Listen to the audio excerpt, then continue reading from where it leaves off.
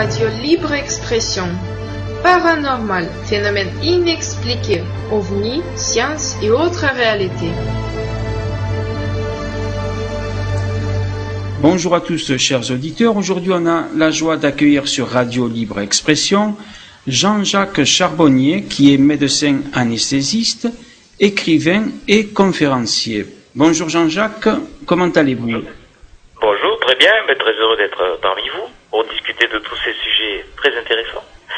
Enfin, moi je trouve très intéressant, mais je pense que les auditeurs aussi, parce que on est tous concernés par ce sujet, donc voilà.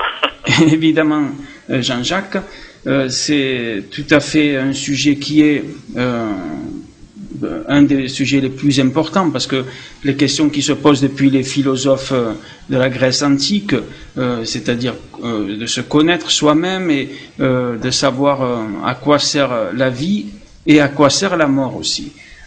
Alors, Jean-Jacques, j'ai lu votre livre « Les 7 bonnes raisons de croire en l'au-delà », édité donc par Guy Trédaniel, et j'ai appris des choses très intéressantes parce que vous abordez tous les sujets. Alors quand je dis tous les sujets, c'est pas seulement les personnes qui ont une expérience, qui sont mortes pour quelques minutes, et qui ont eu une crise cardiaque et ils ont revenu à la vie grâce à des électrochocs ou autres, mais c'est plusieurs cas de NDE, comme on les appelle, mais vous allez nous expliquer cela, cher Jean-Jacques.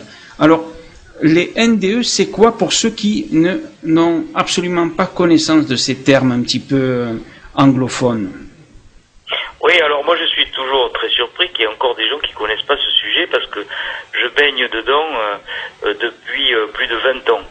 Et en fait, c'est normal. Il y a des gens qui n'ont jamais entendu parler de ces expériences de mort imminente ou near-death experience, NDE, tout simplement parce que ils se sont pas du tout intéressés au sujet. Pourtant, c'est un sujet qui devrait intéresser tout le monde, puisque a priori la mort nous concerne tous, on va tous mourir, on est tous mortels. Donc un jour on connaîtra nous aussi cette expérience, pas dans sa globalité, puisque ceux qui ont connu cette expérience de mort imminente sont revenus. Donc on va pas tous revenir de la mort, bien sûr, mais au moins la partie qui concerne donc la sortie de corps, la traversée du tunnel et l'accessibilité à cette lumière d'amour, on la connaîtra, nous, au moment de notre mort, à en croire tous ces récits, sauf que nous, on reviendra pas, donc on franchira l'ultime étape, qui n'a jamais été franchie par les expérienceurs. Alors c'est Raymond Moody qui en a parlé la première fois de ces expériences-là, il y a à peu près une trentaine d'années, même un peu plus, c'était dans les années 70. Il a publié un livre qui a été un best-seller mondial, qui a été édité à 13 millions d'exemplaires langues, qui s'appelle « La vie après la vie ». Donc c'est lui qui est le premier à collecter tout un tas de témoignages de personnes qui avaient vécu un arrêt cardiaque et qui avaient raconté toujours la même séquence événementielle. Quelle que soit leur culture, leur religion ou leur philosophie, des personnes, au moment de la mort, décrivent à peu près chaque fois la même expérience, la même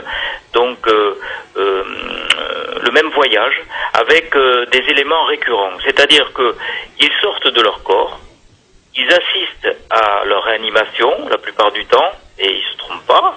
C'est ça qui est le plus interpellant pour un scientifique, parce que ils voient avec autre chose que leurs yeux, puisqu'ils ne voient plus, ils sont totalement inconscients. Quelquefois, ils traversent les murs, ils voient ce qui se passe dans une autre pièce, et même à des kilomètres de là, et ils reviennent ensuite attirés par un tunnel où, au fond, existe une lumière d'amour. Ils la décrivent comme ça, une lumière qui est d'une puissance incroyable, qui n'éblouit pas, mais qui pourtant vaut 1 million de soleils, comme disait un des expérienceurs. Alors, expérienceur, c'est un néologisme pour désigner les gens qui ont vécu cette expérience-là. Et donc, ils sont dans cette lumière. Quelquefois, ils vont voir des êtres chers décédés, qui vont venir les accueillir pour leur dire que c'est pas le moment. Ils vont voir aussi, quelques-uns voient des anges, des guides spirituels, qui leur disent qu'il faut revenir à la vie, il faut revenir dans le corps, il faut réintégrer leur corps. Et ils vont réintégrer leur corps, certains disent comme le ferait une main dans un gant, en reprenant toutes les douleurs terrestres. et avec une terrible nostalgie de ce moment qui restera à jamais gravé dans leur mémoire et qui restera pour toujours l'expérience la plus importante de leur vie. Et ça interpelle beaucoup parce que nous, quand on voit nos êtres chers disparaître, quitter cette planète, on est très malheureux. Eh ben eux, non, ils sont pas du tout tristes de nous quitter. Ils sont même nostalgiques de quitter cette lumière d'amour. C'est dire quand même la puissance de cet amour qu'ils reçoivent dans la lumière, qui d'un instant balaye d'un revers de main tout l'amour qu'on a recueilli sur cette planète avec notre famille, avec le conjoint, les enfants. Et ben, tout cet amour-là, qui est pourtant puissant, eh ben, c'est peanuts par rapport à cet amour rencontré dans la lumière. C'est ça qui est le plus interpellant dans ces expériences-là. Comment, en quelques millièmes de seconde, en quelques centièmes de seconde, on peut être à ce point connecté à un amour aussi puissant qui relègue donc en deuxième position tous les amours terrestres qu'on a pu rencontrer au cours de sa vie sur cette planète. Donc ça interpelle beaucoup, et puis quand on les écoute, on est vraiment saisi par ça. Et puis ils vont revenir complètement transformés par cette expérience qui restera à jamais. L'expérience l'état à tel point qu'ils pourront changer de vie totalement, changer de profession. Quelquefois leurs amis ne les reconnaîtront plus, surtout s'ils sont très ancrés sur avant l'expérience sur des valeurs matérielles. Ils vont être détachés des valeurs matérielles.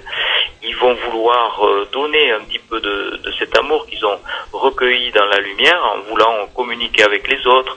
Certains vont devenir soignants, magnétiseurs, d'autres deviendront médiums, d'autres artistes. Donc bref, on a l'impression qu'ils veulent partager cet amour qu'ils ont reçu. Ils ont tellement reçu qu'ils veulent après partager ça avec les autres. Et ils ont compris comment il fallait se comporter sur cette planète pour être heureux, à savoir être tourné vers les autres et donner de l'amour aux autres. C'est la leçon que l'on retient dans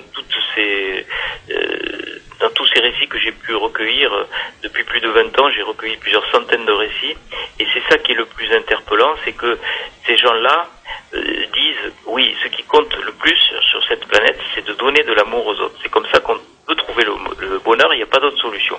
C'est pas en accumulant des richesses matérielles, c'est en donnant de l'amour. Nicole Dron, par exemple, dit que quand elle était dans la lumière, elle a été confrontée à une question très profonde. On lui aurait dit qu'as-tu fait de ta vie, qu'as-tu fait pour les autres? Et ça, c'est marquant. Ces gens qui ont vécu ça, ces expérienceurs sont transformés, et c'est un vrai bonheur de les écouter parce qu'ils nous donnent des leçons de vie incroyables. Tout à fait, Jean-Jacques. Je me permets, on se tutoie si ça te dérange pas, Jean-Jacques. Aussi, il est important de dire, on a des traces de ces témoignages. Selon les recherches que tu as fait depuis 20 ans, depuis quand? Par exemple, depuis le Moyen-Âge, voire même avant le Moyen-Âge? Ah oui, mais tu as raison, parce que tu parlais en introduction de tous ces récits mythologiques.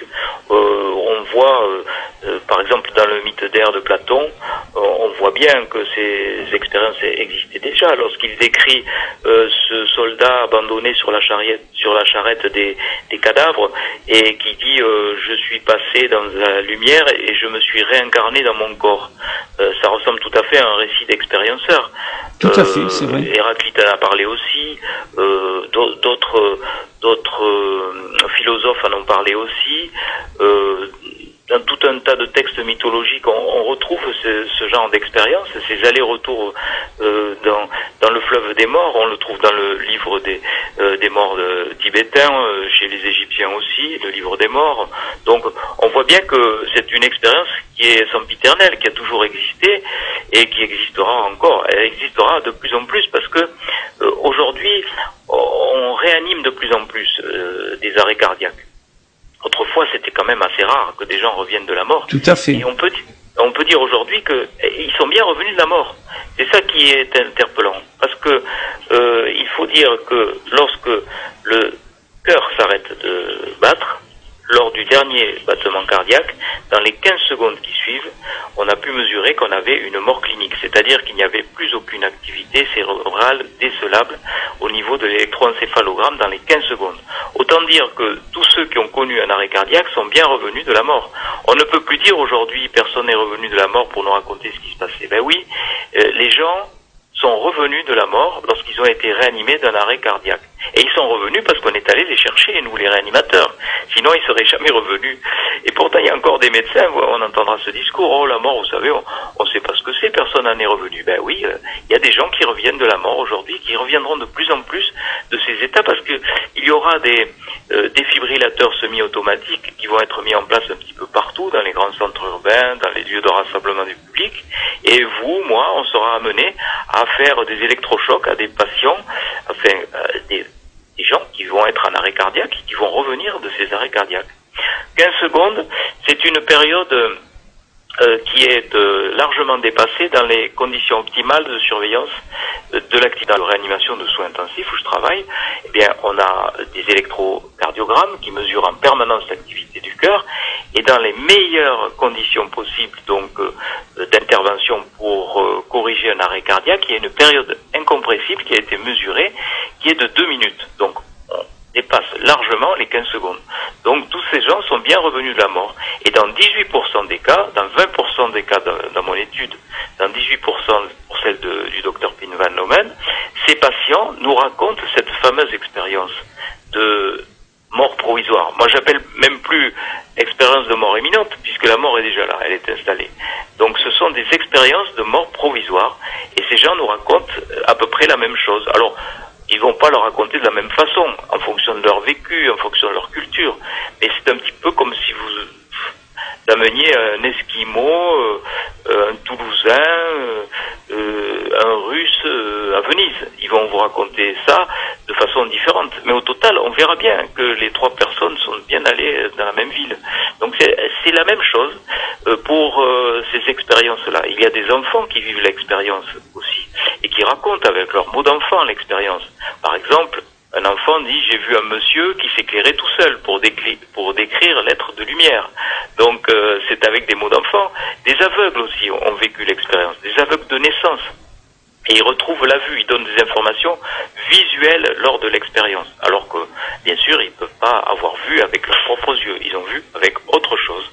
Et dans ces moments-là, les gens ont vraiment l'impression d'avoir une conscience qui est beaucoup plus performante que lorsqu'on est en état de veille, c'est-à-dire qu'ils peuvent traverser les murs, voir à travers la matière, voyager dans le temps et dans l'espace. Bref, une conscience qu'on est loin d'avoir lorsqu'on est éveillé avec, entre guillemets, une conscience normale, alors que peut-être que la conscience normale, c'est de l'autre côté, une fois que le cerveau s'éteint. Oui, Jean-Jacques, est-ce qu'on peut dire, parce que toujours, évidemment, on met l'être humain au sommet, j'allais dire, de la pyramide de toutes les espèces, de toutes les formes de vie, mais est-ce qu'on peut dire que des personnes, parce que j'ai entendu des témoignages, que des personnes qui ont vécu ces expériences, qui étaient dans une autre dimension, ils pouvaient communiquer avec des arbres, ils voyaient des arbres, des couleurs dans un autre espace-temps, et ils disaient que l'arbre, il pouvait communiquer avec la personne. Est-ce qu'on peut dire que les animaux, par exemple, vivent ce genre d'expérience à leur manière à eux, évidemment? Oui, moi je crois. Alors bon, j'explique un petit peu tout ça avec une théorie qui vaut ce qu'elle vaut, mais qui a le mérite d'englober ces expériences dans la connaissance scientifique avec tout un tas de phénomènes connexes, comme la télépathie, comme la médiumnité, c'est-à-dire, je pense que nous avons un cerveau qui fonctionne en fait comme un émetteur-récepteur d'informations. Nous avons en gros 2 formes de conscience. Nous, on a tendance à dire que la conscience, c'est quoi? C'est avoir la perception de soi-même et de son environnement, mais en fonction de nos 5 sens, c'est tout. Mais lorsque on éteint notre conscience analytique qui analyse tout avec nos 5 sens, eh bien on peut développer une conscience intuitive. Et cette conscience intuitive est extrasensorielle. Elle est capable donc de nous faire percevoir des choses, comme vous dites, les animaux, qui par exemple perçoivent des choses que nous ne pouvons pas percevoir, qui ont des prémonitions, qui ont des intuitions, qui par exemple avant le tsunami, un certain nombre d'animaux ont été alertés bien avant les humains. Shedrack a fait des études sur les fonctions cognitives et télépathiques des chiens qui percevaient la volonté de leur maître de rentrer à la maison, et ils le percevaient en ayant une attitude bien particulière dès que le maître décidait de rentrer à la maison, par exemple. C'est un exemple parmi tant d'autres. Donc, si notre cerveau fonctionnait comme un émetteur-récepteur d'information, de conscience, ça expliquerait à la fois que dans la fonction de récepteur, on est capable d'avoir des intuitions, des prémonitions, des visualisations artistiques et aussi d'émettre des informations vers d'autres émetteurs-récepteurs cérébraux dans la télépathie.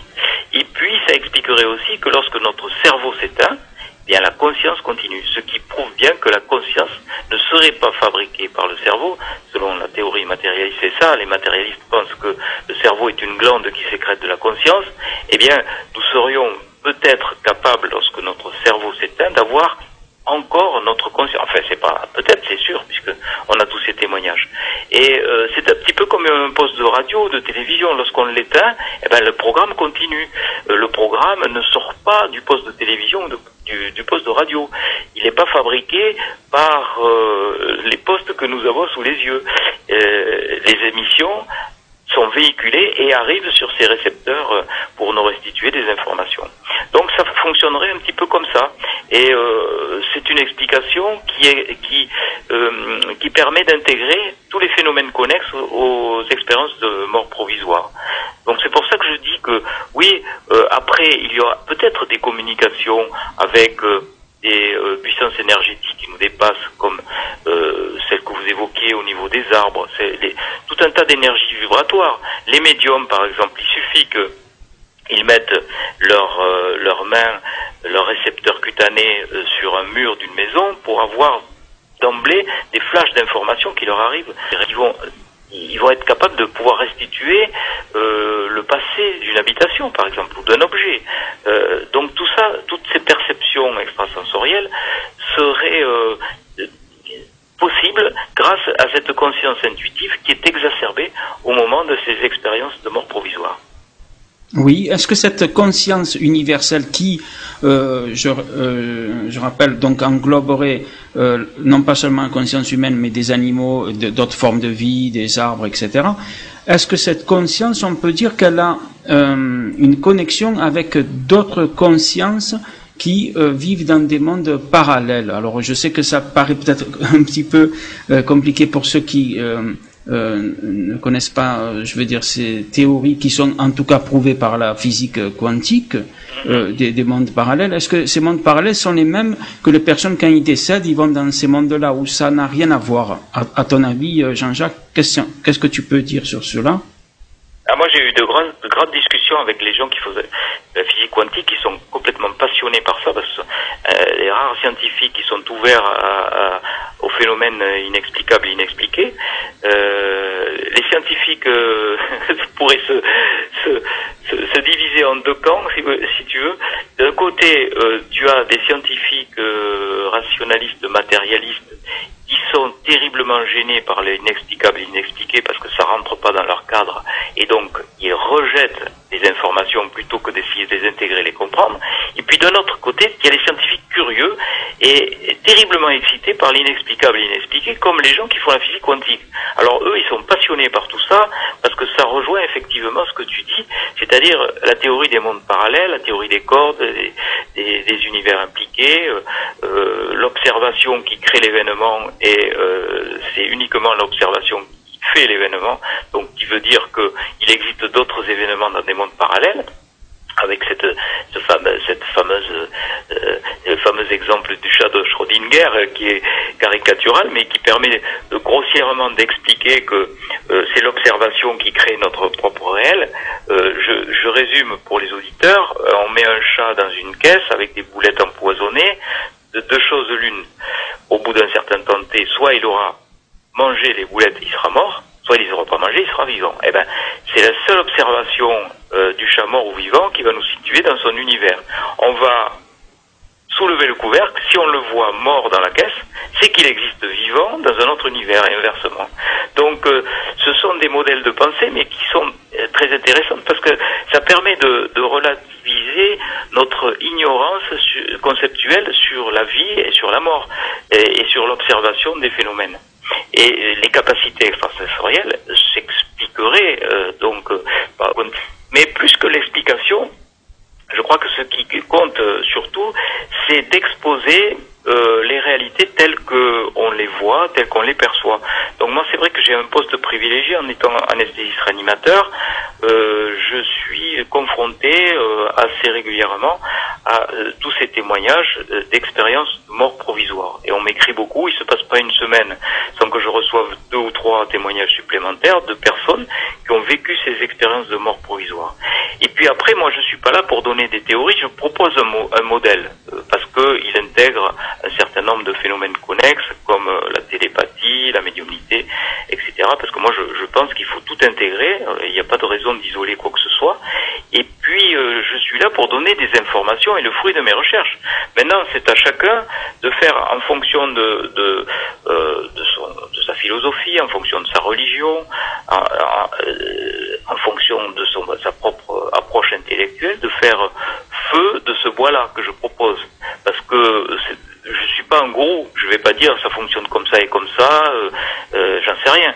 Je propose une théorie, voilà, compte tenu de ce que je sais et du fruit de mes recherches. Maintenant, je pense qu'il faut avoir l'humilité de dire que c'est peut-être pas comme ça du tout que ça fonctionne, mais au moins ça a le mérite d'expliquer simplement les choses.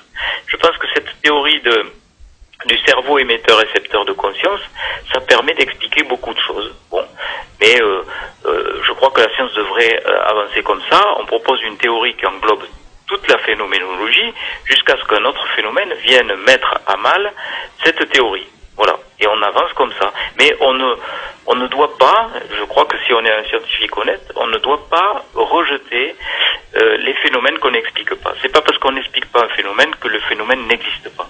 Et moi, c'est ce que je reproche beaucoup aux scientifiques actuellement, c'est que les scientifiques matérialistes disent je ne veux pas entendre parler de tout ça. Je ne veux pas entendre parler de témoignages de vie après la mort. Je ne veux pas entendre parler d'intuition, de prémonition. Je ne veux pas entendre parler de télépathie parce que je ne comprends pas. Voilà. Et donc non, je suis pas d'accord avec ça. On doit essayer. On doit avoir d'abord l'humilité de dire qu'on n'explique pas tout, qu'on ne comprend pas tout, et puis essayer de comprendre en proposant quelque chose. Voilà. Oui, tout à fait. Jean-Jacques, toi qui côtoies des personnes, des fois, qui sont entre la vie et la mort, j'allais dire, qui peuvent partir dans quelques jours, ceux qui ont peur de la mort, comment toi tu peux les encourager? Par exemple, ils sont ancrés dans des religions, aussi bien l'islam ou le catholicisme ou d'autres religions qui souvent culpabilisent et donnent des notions de peur sur l'au-delà, du jugement, etc. Comment toi, tu peux les réconforter? Tu sais, moi je fais ce que je peux. Hein. Je fais de mon mieux. Je dis pas que ce que je fais, c'est ce qu'il faut faire. Mais je crois que la meilleure façon de se comporter face à ces situations-là, c'est d'être présent et pas forcément de dire quelque chose. D'être auprès des mourants. C'est très important. Alors moi, en tant que réanimateur, je suis pas souvent près des mourants parce que c'est surtout les infirmières qui sont là, donc présents auprès du patient au moment de la mort. Là, les réanimations, c'est l'endroit où on meurt le plus. C'est vrai qu'il y a beaucoup de décès. Et c'est aussi la façon la plus aseptisée de mourir, parce que maintenant il y a un tel rejet, un tel tabou de la mort que dès qu'une personne va mourir dans un hôpital par exemple, dans une chambre, qu'est-ce qu'on fait? Eh ben, on le met en réanimation, on l'endort, on le met sous respirateur jusqu'à ce que le cœur s'arrête de battre, voilà.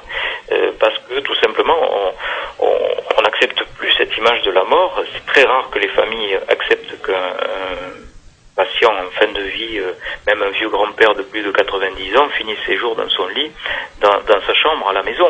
C'est très très très rare. Il y a tout ce côté humain qui a complètement disparu. Alors, en ce qui concerne les religions, moi je pense que les religions sont des excellents outils pour exercer la spiritualité, lorsque c'est fait avec sincérité, mais c'est aussi source de, quelquefois, lorsque c'est mal interprété, ça peut être source de violence, et on a vu toutes ces guerres de religion, toute cette violence autour des religions, lorsqu'elles étaient mal comprises, et cette intolérance. Donc, on peut être dans la spiritualité sans être religieux. On n'a pas besoin forcément d'une religion, mais on peut être aussi religieux sans être spirituel. Les gens qui font des actes terroristes, ça n'a rien spirituels. Pourtant, ils se revendiquent comme étant des religieux. Il n'y a pas de hiérarchie, il n'y a pas de règles sociales, il n'y a pas de sanctions disciplinaires dans la spiritualité. Être dans la spiritualité, c'est être en accord avec les forces cosmiques et telluriques, c'est être dans l'amour. Voilà ce que c'est que la spiritualité. Mais la religion, ça peut être un très bon outil pour exercer la spiritualité.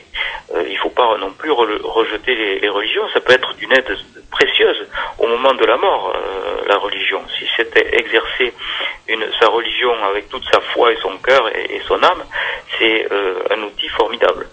Mais au moment de la mort, et j'ai remarqué, et j'en parle dans ce livre, je donne un certain nombre de réflexions de patients qui sont au seuil de la mort.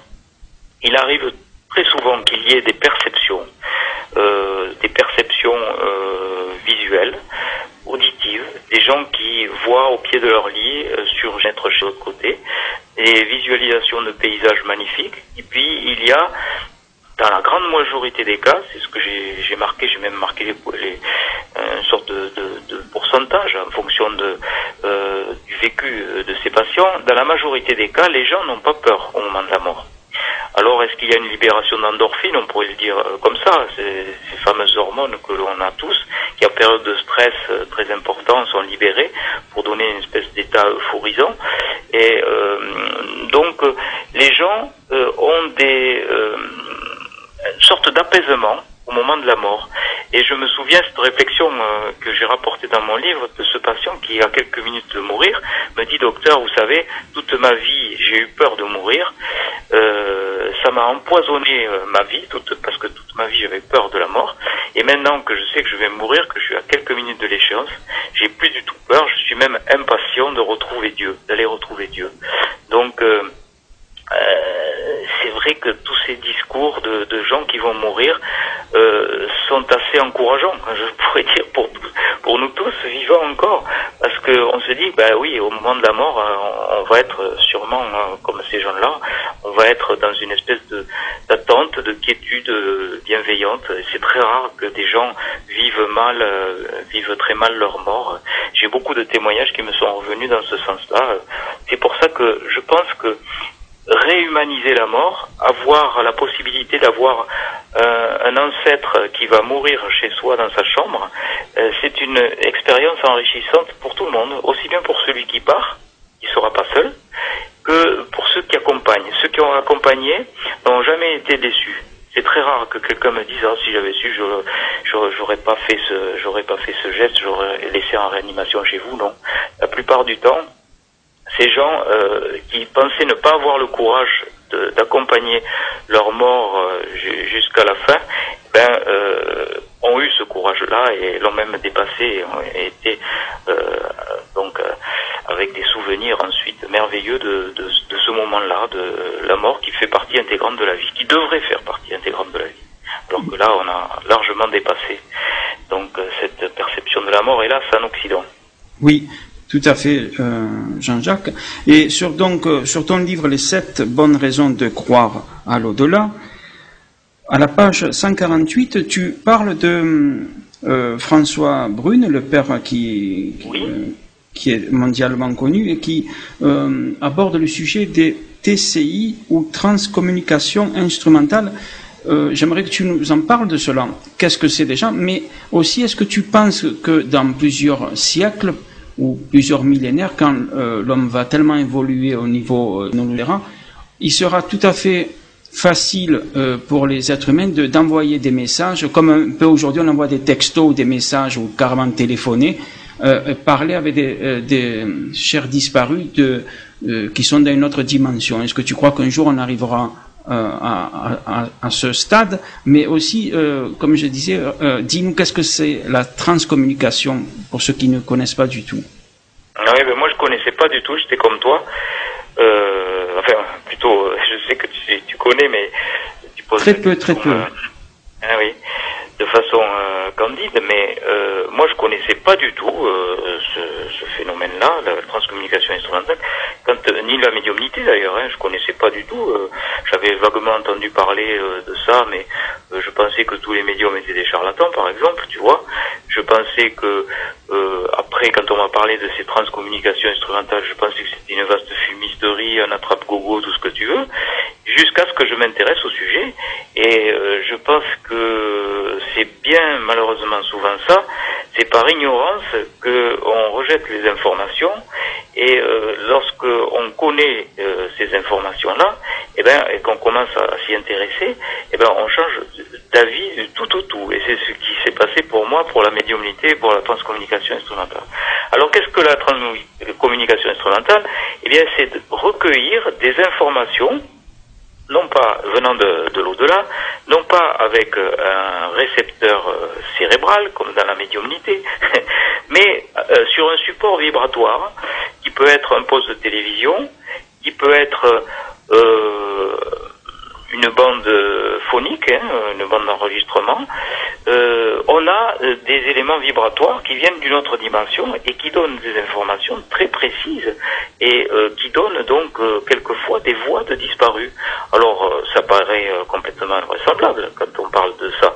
Un scientifique qui n'est pas du tout rompu à ce genre de communication, il va vous prendre pour un fou, quoi. Il va vous prendre pour un farfelu. Moi j'en ai parlé déjà à des gens qui n'étaient pas du tout, qui connaissaient pas du tout le sujet. Oui, tout à fait, c'est pas facile. Et c'est encore pire que de parler d'expérience de mort provisoire, ça. Donc, parce que ça voudrait dire que les entités qui sont de l'autre côté seraient capables de parler, de nous parler et de nous adresser des messages. Mais là, avec des preuves matérielles. Et il y a des études qui ont été faites dessus, des voix enregistrées qui correspondaient à plus de 90% aux voix qui étaient enregistrées du vivant du sujet décédé. Donc le sujet décédé a envoyé des messages par transcommunication instrumentale et on compare ces enregistrements à des vivants, et c'est le laboratoire électroacoustique de Bologne en particulier qui a fait cette étude scientifique, qui a mesuré qu'il y avait une corrélation à plus de 90% avec des messages qui sont enregistrés donc sur des bandes magnétiques à différentes vitesses de défilement. On a des messages différents et on a même des messages dans un sens de déroulement de la bande et dans l'autre sens aussi. Donc aucun logiciel au monde est capable de faire cette prouesse. Alors c'est complètement inexplicable. Et comment fait-on en pratique?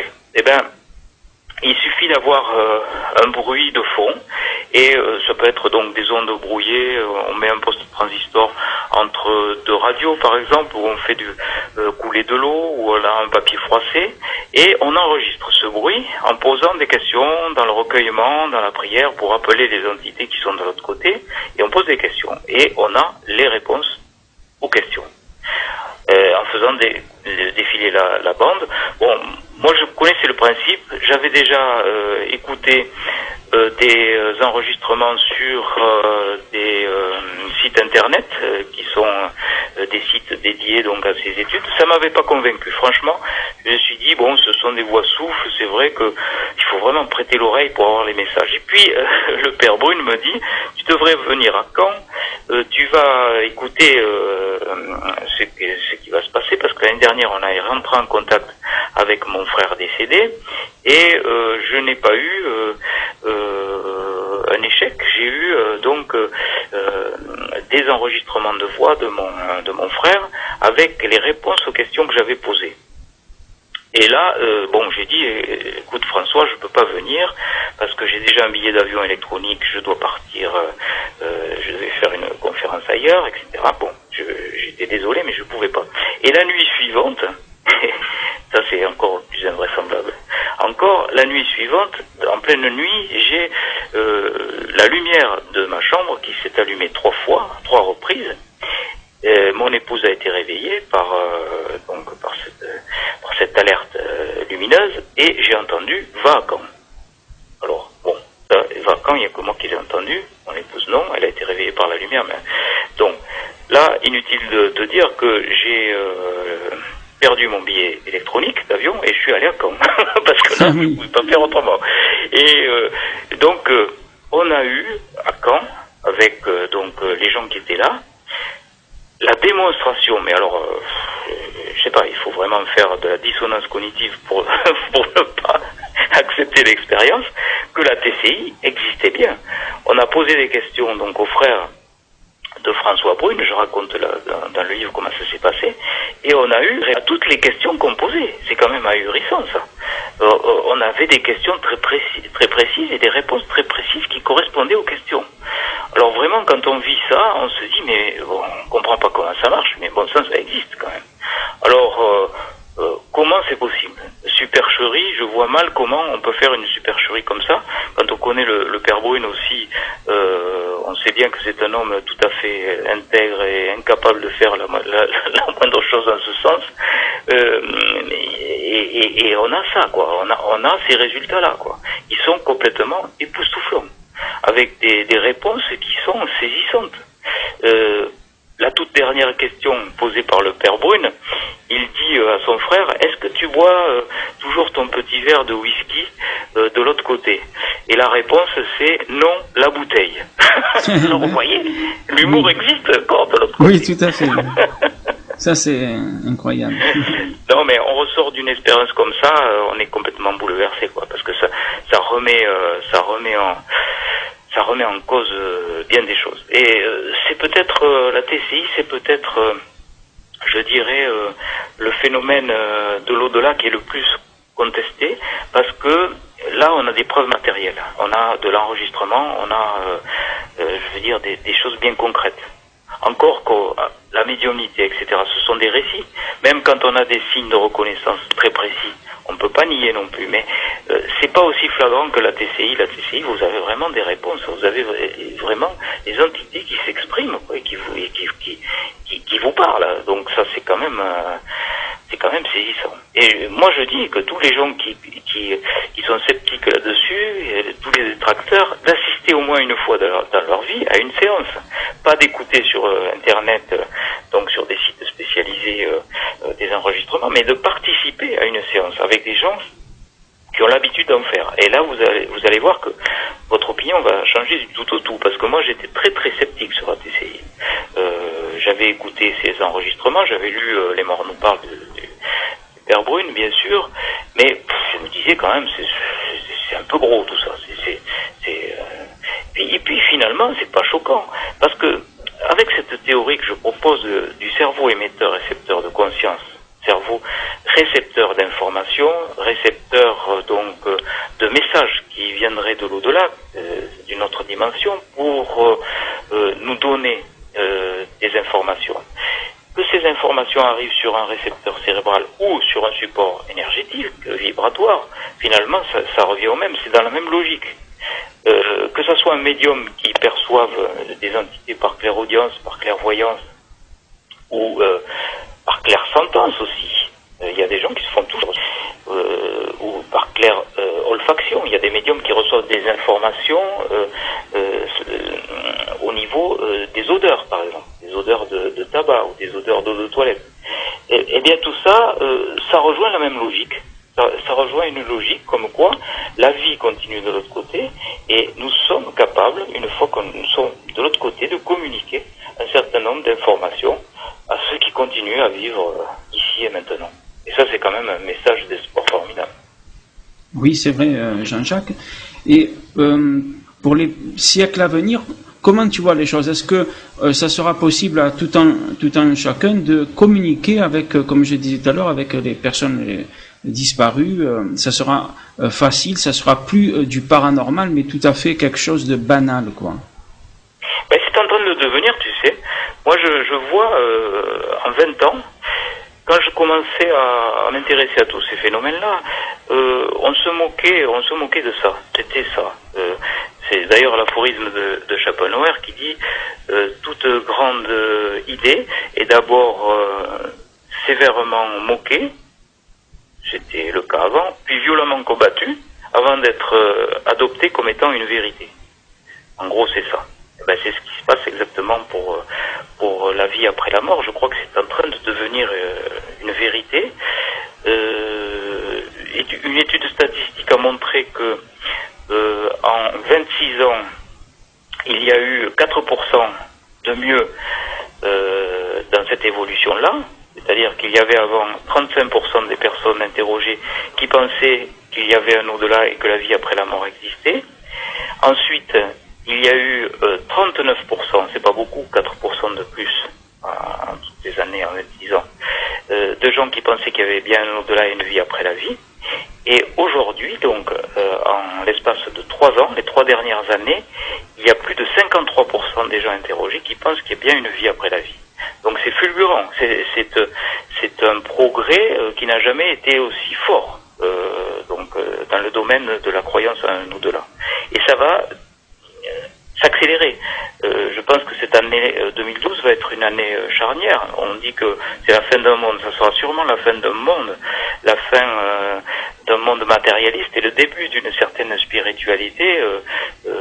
On voit bien, toutes les valeurs matérielles occidentales sont en train de s'effondrer au bénéfice de l'émanence d'une certaine spiritualité qui devient logique.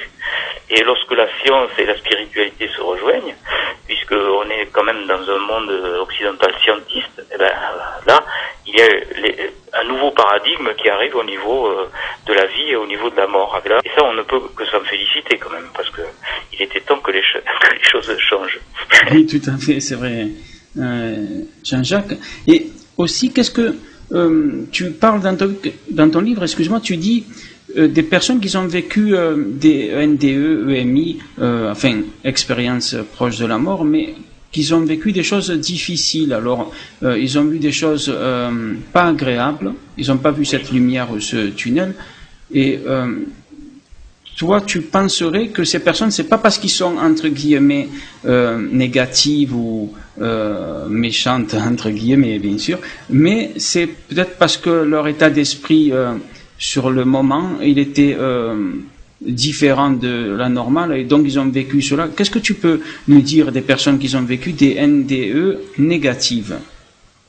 Oui, mais tu as raison d'en parler, parce que ça existe aussi.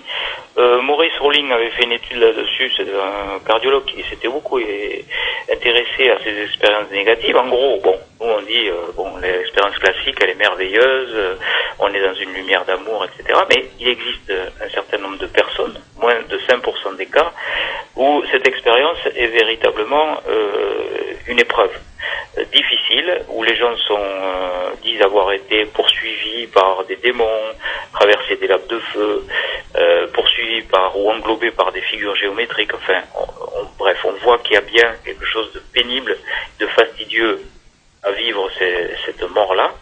Et peut-être il y a moins en pourcentage, c'est Maurice Rowling qui le dit, c'est sûrement sous-évalué cette population, parce que il est déjà difficile de communiquer qu'on a vécu une expérience comme ça, mais en plus raconter qu'on a traversé l'enfer, c'est pas très glorieux. Donc beaucoup de gens doivent se taire lorsqu'ils ont vécu cette expérience-là. Mais en fait, ce qu'il faut en retenir, c'est que la majorité des gens, tout au moins lorsqu'ils peuvent communiquer sur cette expérience et qu'ils l'ont intégrée et qu'ils ont pu la raconter, eh bien, avaient vécu ça comme quelque chose de plutôt positif. L'expérience se transforme en une expérience positive. Soit elle devient positive dans l'expérience elle-même, c'est-à-dire au début elle est pénible et puis elle devient plutôt agréable, soit elle est après, donc dans le vécu, elle est devenue une expérience positive. Donc la totalité est restée négative de l'expérience, mais les gens qui sont revenus à la vie ont vécu ça comme un avertissement de l'au-delà, leur disant « Mon petit vieux, si tu veux que les choses se passent mieux lorsque tu vas passer de l'autre côté, tu as intérêt à changer ta vie. » Et les gens sont transformés de la même façon, c'est-à-dire qu'ils vont se détacher des valeurs matérielles de ce monde, ils vont être tournés vers les autres, et ils vont intégrer caritatif, humanitaire, enfin bref, ils vont vouloir aider les autres et transformer leur vie pour ne pas que... Ça sera une leçon donnée de l'au-delà, pour dire qu'il faut changer sa vie pour pas que ça se passe comme ça la prochaine fois. Et ils en sont persuadés d'ailleurs, hein, ils disent, ben oui, moi je sais que la prochaine fois, étant donné que j'ai changé ma vie, ça se passera pas du tout comme ça. Et ils n'ont pas peur de la mort non plus, même lorsqu'ils ont vécu cette expérience qui était pourtant négative. Oui, tout à fait. C'est quand même une expérience positive. Mais c'est vrai que, comme tu disais, il y a plusieurs expériences, ils voient des choses terribles, et d'un coup ils voient des choses agréables.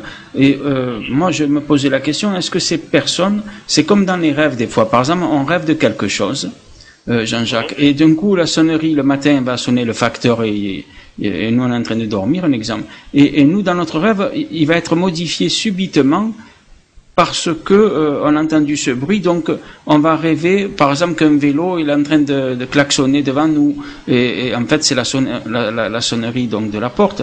Est-ce que ces personnes, c'est eux qui, comment dirais-je, qui modifient selon leur état d'esprit, selon leur conscience présente, qui peut après s'améliorer évidemment.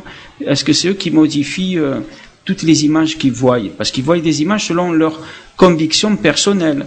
On est d'accord, comme tu as dit dans ton livre, que des personnes qui sont musulmanes, ils voient le prophète Mahomet, des personnes qui sont chrétiennes, ils vont voir Jésus-Christ, et donc il y a quand même une part de vision qui est créée aussi, peut-être, je dis, peut-être par la personne. Qu'est-ce que tu en penses? Oui, moi je crois que tu as raison. Hein. C'est d'abord notre propre psyché, c'est d'abord notre propre vécu, notre propre histoire qui fait que nous sommes ce que nous sommes.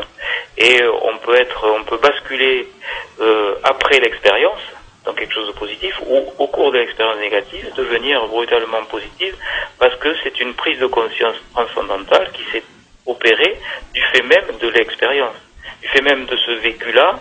On a basculé et on a enfin compris que de l'autre côté, il y avait aussi une évolution à faire, et que cette évolution était déterminée par notre libre arbitre qui existe partout. Notre libre arbitre existe, Dieu merci, c'est un jeu de mots, mais quand nous sommes sur cette planète, mais existe aussi lorsque nous progressons de l'autre côté. À écouter tous ces témoignages-là et tout ce que nous disent les médiums qui corroborent effectivement les témoignages, eh bien il y a une progression qui se fait dans les deux plans, que ce soit dans le plan de l'invisible ou dans le plan ici et maintenant. Donc oui, tout ça c'est sur la même logique, qui montre que nous sommes propres de devenir. Nous ne sommes pas quand même des robots qui sont téléguidés par des espèces de faisceaux laser qui viennent percuter notre émetteur-récepteur cérébral pour nous dire ce qu'il faut faire. Nous avons la possibilité d'ouvrir nos récepteurs à toutes ces informations. Nous avons aussi possibilité, et là c'est ce qui se passe le plus souvent dans le mode occidental, qui est envahi par le mental et par la conscience analytique, la possibilité de tout fermer. Mais je pense que nous sommes tous finalement avec cette capacité médiumnique, à condition de savoir s'ouvrir suffisamment à tout ce champ d'informations qui nous arrive en permanence. On est sollicité en permanence, on ne s'en rend pas compte. Mais c'est comme les ondes de nos téléphones, ils nous traversent en permanence de toutes parts et on ne les perçoit pas. Bon, ben là c'est pareil, dans le monde de l'invisible, on a aussi des informations qui nous arrivent d'autres dimensions, qui nous arrivent de l'au-delà. Et certains qui sont à l'écoute, qui ont développé leur propre médiumnité ou leurs propres intuitions, leurs propres prémonitions, sont capables donc de recevoir ces informations. Et on aurait tout intérêt à développer nos capacités extrasensorielles pour pouvoir avoir ces possibilités-là. Certains s'en sont servis d'ailleurs, la CIA s'en est servie, un certain nombre de médiums qui donnaient des informations, la police aussi, pour retrouver des cadavres par exemple, et pour résoudre des enquêtes policières. Alors pourquoi ne pas se servir de ça en médecine aussi, avec des médiums qui seraient capables, comme ça se fait d'ailleurs au Brésil, dans des universités médicales, de travailler en collaboration avec des médiums et des médecins pour donner des informations dans l'intérêt du patient. Oui, et Jean-Jacques, est-ce que, par exemple, la suite logique de donc la vie, la mort, est-ce que la suite logique serait pas la réincarnation? Est-ce que tu t'es intéressé à ce sujet? Tu as fait des recherches Oui, je me suis intéressé bien sûr, parce que c'est aussi dans cette logique. Que devient l'esprit une fois que donc il est désincarné? Est-ce qu'il y a cette évolution? Moi je pense que oui, l'évolution continue. Est-ce qu'il y a des allers-retours? Est-ce que alors je sais qu'il y a des travaux de Ian Stevenson qui ont été faits, ces travaux ont été faits pour montrer qu'il y avait un certain nombre d'enfants par exemple qui étaient capables reconnaître des endroits où ils avaient vécu dans des vies antérieures, des stigmates qui étaient sur des corps, comme s'il y avait eu des blessures dans des vies antérieures, un certain nombre de signes quand même qui montreraient qu'il y ait cette possibilité. Maintenant, ça je crois que c'est plutôt du phénomène de la croyance. Rien ne nous dit que ces enfants n'ont pas été sollicités par des informations venant d'une autre dimension et reçues comme une sorte de nouvelle pour dire que oui, ils avaient vécu dans cet endroit-là. Tu vois ce que je veux dire? Donc, oui, tout à fait. Il n'y a pas une preuve vraiment à 100% pour dire que la réincarnation existe, mais il y a quand même un bon faisceau d'arguments pour dire que ça semblerait assez logique. Maintenant, il y a des difficultés, parce que comment des médiums seraient capables de donner des informations sur une entité désincarnée qui a quitté ce monde depuis plusieurs dizaines d'années, si elle est réincarnée. Et, il y a un certain nombre de phénomènes qui seraient à éclaircir quand même si on prend en compte cette réincarnation-là. Alors que la majorité des habitants de cette planète pensent que la réincarnation existe quand même. Donc voilà. Et, moi, si tu veux, en tant que médecin réanimateur, je ne veux surtout pas dire il faut croire en ceci ou il faut croire en cela. Je suis là pour donner des informations.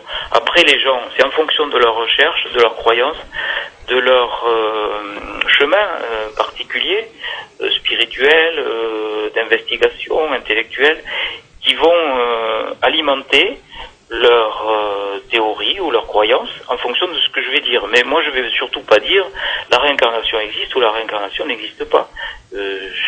C'est pas mon truc. Je suis là pour dire voilà, moi j'ai recueilli un certain nombre de témoignages de personnes qui ont vécu ça et ça. J'ai eu personnellement un certain nombre d'expériences en TCI. Voilà quelles ont été ces expériences-là.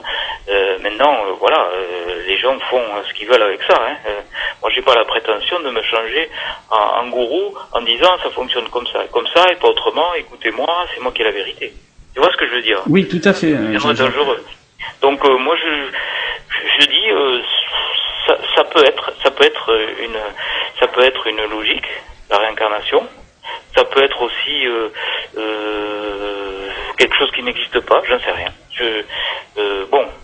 J'ai une petite j'ai une petite croyance au fond de moi, mais à partir du moment où c'est du domaine de la croyance, je dois pas l'exposer.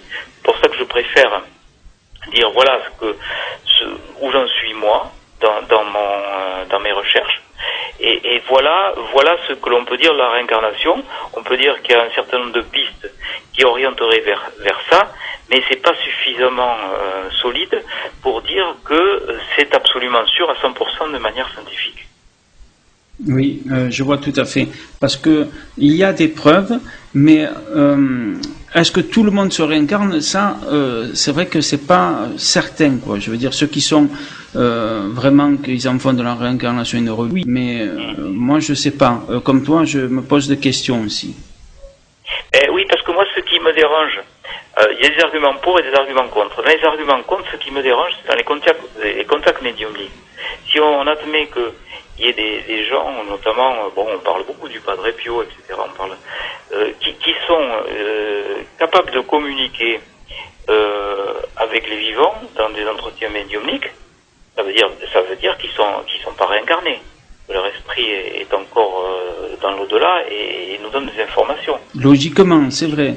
Mais aussi, il y a l'hypothèse qui dirait que on a des doubles dans des mondes multidimensionnels, des mondes parallèles, et que ces doubles, ils ont une vie différente de nous, mais c'est une partie de notre conscience. Alors peut-être que eux pourraient être dans tel endroit.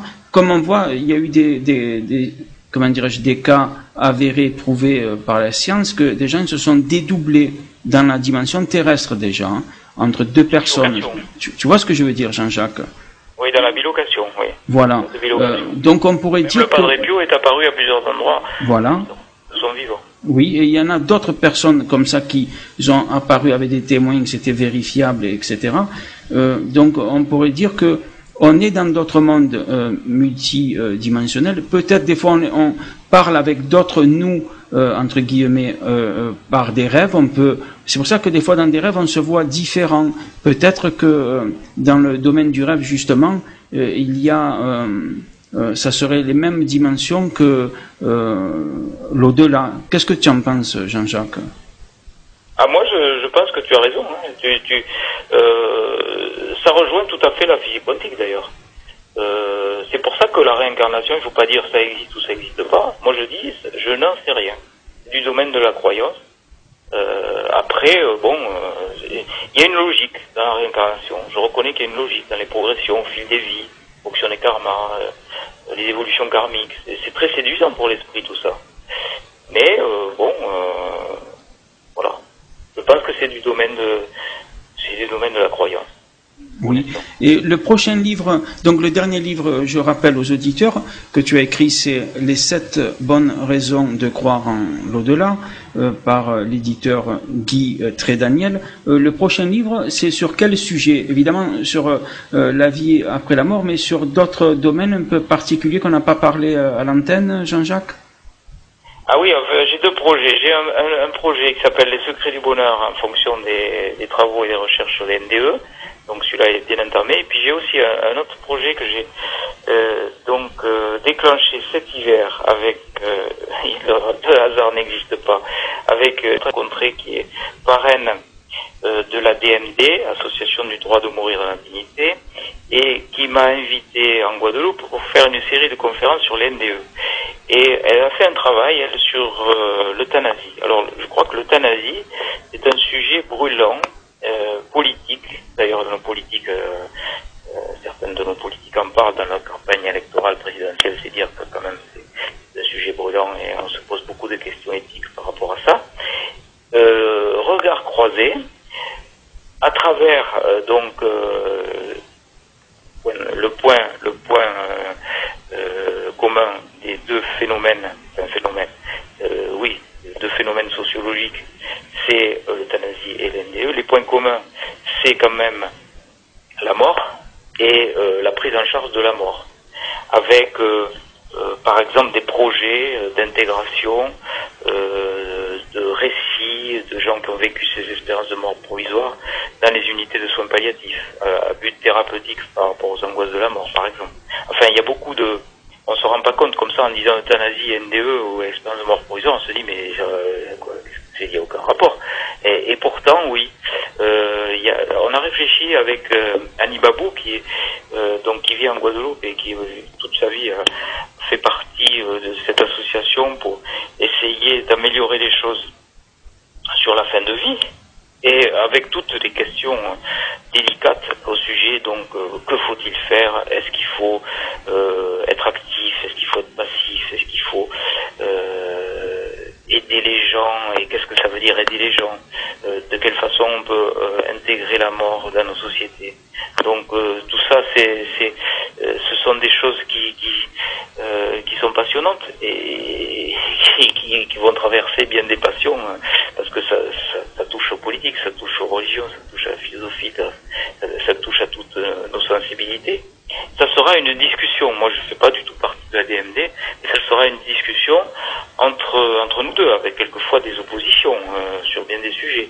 Donc, je pense que ça va être intéressant ce travail qu'on a fait, qu'on commence à faire. Donc, ça va être un dialogue entre elle et moi, avec l'éclairage d'un certain nombre de gens concernés, des gens qui font qui se sont penchés sur le sujet, des intellectuels, des politiques, des gens qui font partie de la DMD, comme il y a des gens qui sont bien marqués sur ce sujet, comme Laurent Fabius. Enfin, il y a tout un tas de gens connus qui vont répondre à un questionnaire qu'on va leur soumettre, qui vont leur demander que pensez-vous de l'euthanasie, que pensez-vous du suicide assisté, que pensez-vous des expériences de mort imminente, avez-vous déjà entendu parler de tous ces phénomènes, comment ils les perçoivent. Ça va être intéressant, par exemple, de savoir ce que pense un expérienceur sur l'euthanasie.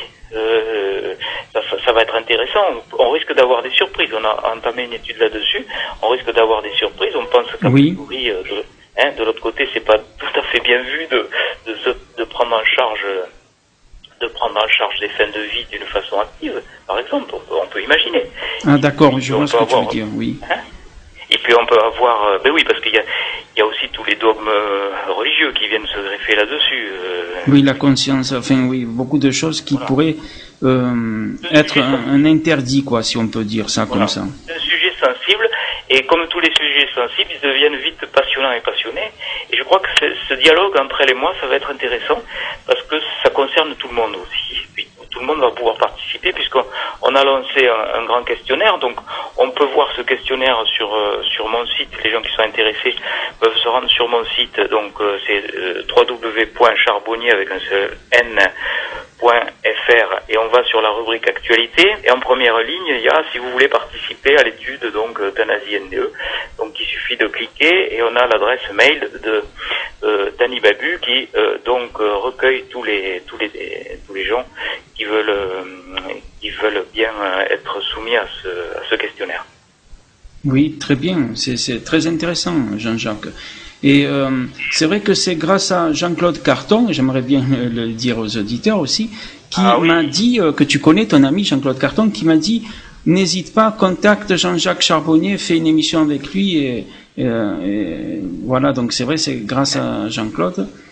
Et Jean-Claude Carton, brillantissime, tout à fait. Journaliste, spécialisé dans ce phénomène-là. Exactement. Et lui qui a fait progresser considérablement les choses avec les radios dans lesquelles il passait. Radio Ici Maintenant. Dans un premier temps, on avait fait toute une nuit avec lui. J'avais pris l'avion. J'avais fait un truc de fou là. J'avais pris l'avion de Toulouse. J'étais allé passer la nuit dans sa radio. J'avais repris l'avion le matin à la première heure de 6 heures pour aller travailler de nouveau au bloc. J'avais fait un truc de fou, mais j'étais tellement fan de ces émissions que je me suis dit, il faut absolument que je participe à sa radio Ici et Maintenant. C'était en 2005, il n'y a pas si longtemps que ça. Tout à fait, il a quitté la radio Ici et Maintenant, il est allé à Radio Angen après. Il était allé à Radio Angen, on avait fait Angen, pardon. Et maintenant, il va faire sa radio en avril 2012. Donc, Jean-Claude Carton va faire sa propre radio. Et donc, on attend ça. Ça sera encore mieux. Parce oui, tout à fait. La radio Engen qui était très passionnante avec Mario Beauregard, qui est chercheur en neurosciences à Montréal, au Canada, et qui était venu dans les studios aussi, et qui était fatigué parce qu'il avait fait le voyage et avait passé 3 heures en radio. On avait eu en ligne Jean Stone, qui est ce physicien très connu qui a fondé l'université pluridisciplinaire à Paris et qui était en liaison du Japon.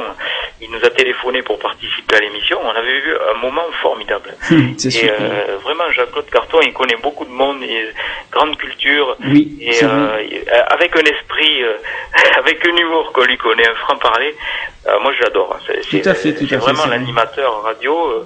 Je dirais pas mon préféré parce qu'après il va y avoir des jaloux peut-être. Mais il fait partie. Non, tout à fait. En tout cas, on le salue bien, Jean-Claude. Je vais sûrement participer à une de ces émissions dès que la radio sera en place. Oui, tout à fait. En avril, là. Radio Engen aussi, j'ai un projet de... Alors, je me souviens plus quand c'est. Je crois que c'est la semaine prochaine. Je dois faire une intervention en direct à minuit. C'est toujours à des heures impossibles. Et je serai aussi l'invité d'honneur de Philippe Bouvard pour la 3e fois. Une émission Les Grosses Têtes. Alors, on va enregistrer ça le 21 février. Et puis, je sais pas, ça va passer... très bien, oui. Écoute, Philippe Bouvard s'intéresse beaucoup à ça. Oui, c'est intéressant. Oui, Philippe Bouvard, il avait très peur de la mort quand il était jeune. Il pensait qu'il allait mourir très jeune, et finalement, il vieillit bien, et c'est bien, tant mieux pour lui. Ah oui, et puis son dernier livre est super. Je suis mort et après. Il évoque un petit peu ça, et on voit bien qu'il a cette sensibilité-là, quoi. Mais chaque fois qu'il me reçoit, il est très heureux parce que, bien sûr, avec l'humour, l'humour c'est une bonne façon aussi de se détacher je dirais, de nos distractions et de notre ego, parce que quand on commence à faire l'autodérision, ça je crois que c'est la meilleure façon de se détacher un peu de son ego, et puis on dit aussi qu'on est spirituel quand on a de l'humour, donc ça se rejoint, vous voyez. C'est vrai, c'est un peu le truc. Tout à fait, Jean-Jacques. En tout cas, je te remercie vraiment d'avoir participé à Radio Libre Expression. C'est moi qui te remercie de m'avoir accueilli. Ça a été un vrai plaisir. Je te remercie beaucoup, Jean-Jacques, et j'espère qu'on aura l'occasion de faire une autre émission. Ah ben avec grand plaisir. Merci à beaucoup. bientôt alors. Merci beaucoup, Jean-Jacques. Invité en Guadeloupe pour faire une série de conférences sur l'NDE.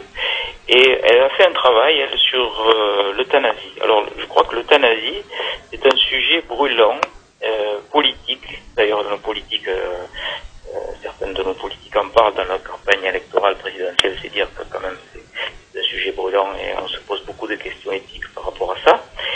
Regard croisé, à travers le point commun des deux phénomènes,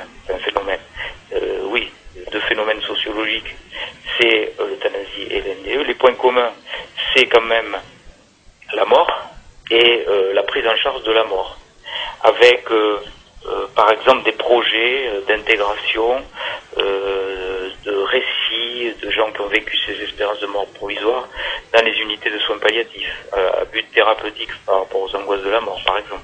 Enfin, il y a beaucoup de... On se rend pas compte comme ça en disant euthanasie, NDE ou expérience de mort provisoire, on se dit mais il n'y a aucun rapport. Et pourtant, oui, on a réfléchi avec Annie Babou qui vit en Guadeloupe et qui toute sa vie fait partie de cette association pour essayer d'améliorer les choses sur la fin de vie. Et avec toutes les questions délicates au sujet, donc que faut-il faire? Est-ce qu'il faut être actif? Est-ce qu'il faut être passif? Est-ce qu'il faut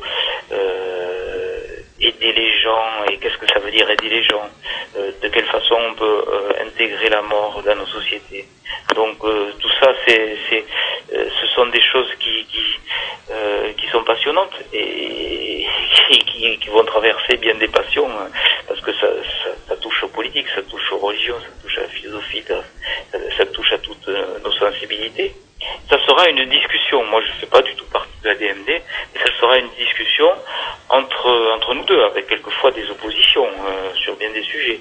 Donc, je pense que ça va être intéressant ce travail qu'on a fait, qu'on commence à faire. Donc, ça va être un dialogue entre elle et moi, avec l'éclairage d'un certain nombre de gens concernés, des gens qui font qui se sont penchés sur le sujet, des intellectuels, des politiques, des gens qui font partie de la DMD, comme il y a des gens qui sont bien marqués sur ce sujet, comme Laurent Fabius. Enfin, il y a tout un tas de gens connus qui vont répondre à un questionnaire qu'on va leur soumettre, qui vont leur demander que pensez-vous de l'euthanasie, que pensez-vous du suicide assisté, que pensez-vous des expériences de mort imminente, avez-vous déjà entendu parler de tous ces phénomènes, comment ils les perçoivent? Ça va être intéressant, par exemple, de savoir ce que pense un expérienceur. L'euthanasie est un sujet brûlant, politique. D'ailleurs, dans nos politiques, certaines de nos politiques en parlent dans la campagne électorale présidentielle. C'est dire que quand même c'est un sujet brûlant et on se pose beaucoup de questions éthiques par rapport à ça. Regard croisé, à travers le point commun des deux phénomènes, deux phénomènes sociologiques, c'est l'euthanasie et l'NDE. Les points communs, c'est quand même la mort et la prise en charge de la mort, avec par exemple des projets d'intégration, de récits de gens qui ont vécu ces expériences de mort provisoire dans les unités de soins palliatifs, à but thérapeutique par rapport aux angoisses de la mort, par exemple. Enfin, il y a beaucoup de... On se rend pas compte comme ça en disant euthanasie, NDE ou expérience de mort provisoire, on se dit mais il n'y a aucun rapport. Et pourtant, oui, on a réfléchi avec Annie Babou qui vit en Guadeloupe et qui toute sa vie fait partie de cette association pour essayer d'améliorer les choses sur la fin de vie. Et avec toutes les questions délicates au sujet, donc que faut-il faire? Est-ce qu'il faut être actif? Est-ce qu'il faut être passif? Est-ce qu'il faut aider les gens? Et qu'est-ce que ça veut dire aider les gens? De quelle façon on peut intégrer la mort dans nos sociétés? Donc tout ça, ce sont des choses qui sont passionnantes et qui vont traverser bien des passions, parce que ça touche aux politiques, ça touche aux religions, ça touche à la philosophie, ça touche à toutes nos sensibilités. Ça sera une discussion. Moi, je ne fais pas du tout partie de la DMD, mais ça sera une discussion entre nous deux, avec quelquefois des oppositions sur bien des sujets. Donc, je pense que ça va être intéressant, ce travail qu'on a fait, qu'on commence à faire. Donc, ça va être un dialogue entre elle et moi, avec l'éclairage d'un certain nombre de gens concernés, des gens qui font qui se sont penchés sur le sujet, des intellectuels, des politiques, des gens qui font partie de la DMD, comme il y a des gens qui sont bien marqués sur ce sujet, comme Laurent Fabius. Enfin, il y a tout un tas de gens connus qui vont répondre à un questionnaire qu'on va leur soumettre, qui vont leur demander: que pensez-vous de l'euthanasie, que pensez-vous du suicide assisté, que pensez-vous des espérances de mort imminente, avez-vous déjà entendu parler de tous ces phénomènes, comment ils les perçoivent. Ça va être intéressant, par exemple, de savoir ce que pense un expérienceur sur l'euthanasie. Ça va être intéressant. On risque d'avoir des surprises. On a entamé une étude là-dessus. De l'autre côté, c'est pas tout à fait bien vu de prendre en charge des fins de vie d'une façon active, par exemple. On peut imaginer. Ah d'accord, je vois ce que tu veux dire, oui. Et puis on peut avoir... ben oui, parce qu'il y a aussi tous les dogmes religieux qui viennent se greffer là-dessus. Oui, la conscience, enfin oui, beaucoup de choses qui pourraient être un interdit, quoi, si on peut dire ça comme ça. C'est un sujet sensible, et comme tous les sujets sensibles, ils deviennent vite passionnants et passionnés. Et je crois que ce dialogue entre elle et moi, ça va être intéressant, parce que ça concerne tout le monde aussi. Puis, tout le monde va pouvoir participer, puisqu'on a lancé un grand questionnaire. Donc on peut voir ce questionnaire sur mon site. Les gens qui sont intéressés peuvent se rendre sur mon site. Donc c'est www.charbonnier avec un seul n.fr, et on va sur la rubrique actualité, et en première ligne il y a: si vous voulez participer à l'étude donc euthanasie NDE. Donc il suffit de cliquer, et on a l'adresse mail de d'Annie Babu qui recueille tous les gens qui veulent bien être soumis à ce questionnaire. Oui, très bien, c'est très intéressant, Jean-Jacques. Et c'est vrai que c'est grâce à Jean-Claude Carton, et j'aimerais bien le dire aux auditeurs aussi, qui m'a dit que tu connais ton ami Jean-Claude Carton, qui m'a dit: n'hésite pas, contacte Jean-Jacques Charbonnier, fais une émission avec lui, et voilà. Donc c'est vrai, c'est grâce à Jean-Claude. Et Jean-Claude Carton, brillantissime, tout à fait, journaliste, spécialisé dans ce phénomène-là. Exactement. Et lui qui a fait progresser considérablement les choses avec les radios dans lesquelles il passait. Radio Ici et Maintenant. Dans un premier temps, on avait fait toute une nuit avec lui. J'avais pris l'avion. J'avais fait un truc de fou là. J'avais pris l'avion de Toulouse. J'étais allé passer la nuit dans sa radio. J'avais repris l'avion le matin à la première heure de 6 heures pour aller travailler de nouveau au bloc. J'avais fait un truc de fou, mais j'étais tellement fan de ces émissions que je me suis dit, il faut absolument que je participe à sa radio Ici et Maintenant. C'était en 2005, il n'y a pas si longtemps que ça. Tout à fait, il a quitté la radio Ici et Maintenant, il est allé à Radio Enghien après. Il était allé à Radio Enghien, on avait fait Enghien, pardon. Et maintenant, il va faire sa radio en avril 2012. Donc Jean-Claude Carton va faire sa propre radio. Et on attend ça. Ça sera encore mieux. Parce oui, tout à fait. La radio Enghien qui était très passionnante avec Mario Beauregard, qui est chercheur en neurosciences à Montréal, au Canada, et qui était venu dans les studios aussi, et qui était fatigué parce qu'il avait fait le voyage et avait passé 3 heures en radio. On avait eu en ligne Jean Stone, qui est ce physicien très connu qui a fondé l'université qu'on commence à faire. Donc ça va être un dialogue entre elle et moi, avec l'éclairage d'un certain nombre de gens concernés, des gens qui font qui se sont penchés sur le sujet, des intellectuels, des politiques, des gens qui font partie de la DMD, comme il y a des gens qui sont bien marqués sur ce sujet, comme Laurent Fabius. Enfin, il y a tout un tas de gens connus qui vont répondre à un questionnaire qu'on va leur soumettre, qui vont leur demander: que pensez-vous de l'euthanasie? Que pensez-vous du suicide assisté? Que pensez-vous des espérances de mort imminente? Avez-vous déjà entendu parler de tous ces phénomènes? Comment ils les perçoivent? Ça va être intéressant. Par exemple, de savoir ce que pense un expérienceur sur l'euthanasie. Ça va être intéressant. On risque d'avoir des surprises. On a entamé une étude là-dessus.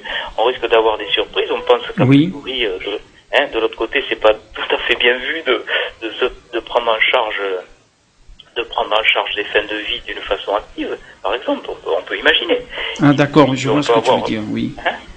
Et puis on peut avoir, oui, parce qu'il y a aussi tous les dogmes religieux qui viennent se greffer là-dessus. Oui, la conscience, enfin oui, beaucoup de choses qui pourraient être un interdit, quoi, si on peut dire ça comme ça. C'est un sujet sensible, et comme tous les sujets sensibles, ils deviennent vite passionnants et passionnés.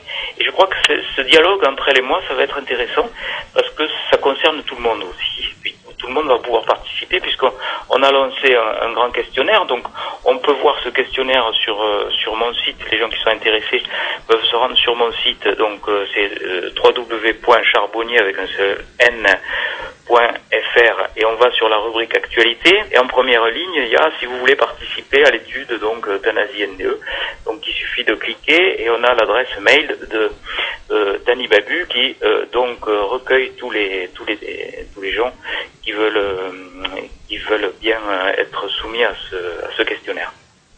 Oui, très bien, c'est très intéressant, Jean-Jacques. Et c'est vrai que c'est grâce à Jean-Claude Carton, et j'aimerais bien le dire aux auditeurs aussi, qui m'a dit, que tu connais ton ami Jean-Claude Carton, qui m'a dit, n'hésite pas, contacte Jean-Jacques Charbonnier, fais une émission avec lui, et voilà, donc c'est vrai, c'est grâce à Jean-Claude. Et Jean-Claude Carton, brillantissime, tout à fait, journaliste, spécialisé dans ce phénomène-là. Exactement. Et lui qui a fait progresser considérablement les choses avec les radios dans lesquelles il passait. Radio ici maintenant. Dans un premier temps, on avait fait toute une nuit avec lui. J'avais pris l'avion. J'avais fait un truc de fou là. J'avais pris l'avion de Toulouse. J'étais allé passer la nuit dans sa radio. J'avais repris l'avion le matin à la première heure de 6 heures pour aller travailler de nouveau au bloc.